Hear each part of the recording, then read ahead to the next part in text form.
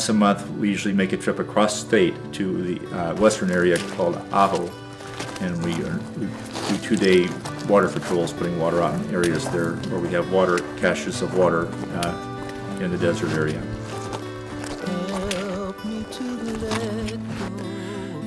We first discovered this spot, I think 6 years ago. Gail's husband Don, back in those days, he could hike, and I had a hard time keeping up with him. And we came up this wash so far and discovered this area. And then the second time, I was finished for the day, but Don, who's 30 years older than I, he explored further. We found another drop site further up, and there'd be evidence of the tuna fish cans and food items from Mexico with instructions written in Spanish, and so we would regularly keep water up here, and because people do walk through this area. We attempted to find routes that migrants were using so that we could leave water in various places as a resource, as a way to save a life. People are dying in our backyard. We've put water on public land that is allowed. Bureau of Land Management, they have told us that they don't care if we put water out there. And Ajo is surrounded by thousands of acres on all sides of BLM land. This is our backyard.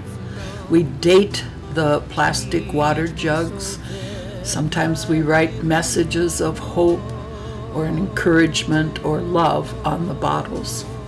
We always think of the Good Samaritan who, although he wasn't of the same caste or class as the traveler, he stopped and helped him when others had passed by. He used his own money to help, and so we're using our money to help people who might not be our same color or our same class. We might not speak the same language, but they're human beings. Humanitarian aid is never a crime. It's not a crime. What we do to others, we do to ourselves. That it's our souls and our lives that are on the line here too. My life is impacted by what happens here. No wall has ever lasted. That wall would never be out there if it wasn't between our ears. It started in here, and that's where it's going to stop. I came down here with the idea of maybe one of the things I would do would be an action at the wall. The action at the wall is doing what we're doing now, building relationships with people we agree with and people we don't agree with, and crossing those bridges so that we take down this wall, and when this comes down, that will vanish. Water drops are one of the main things that we do. We have specific water drop trips, and other times when we're out there in the desert hiking, we're always carrying food and water in case we have an encounter with people. Sometimes the encounters are on the roads while we're in the vehicle. Sometimes the encounters are on the trails. And those encounters are very quick, and we will give them as much as they can carry, whatever we have, and if they can carry it, we're gonna transfer that to them, and then they'll move on. I mean, it could be as quick as 3-4 minutes. Other encounters or when we find people that are in need of being evacuated. Either, perhaps they've been out for days. They could be lost. They could have been abandoned by their guide.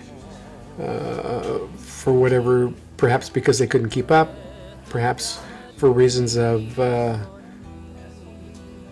health, blisters, lower extremity injuries, or something that we see quite often out there.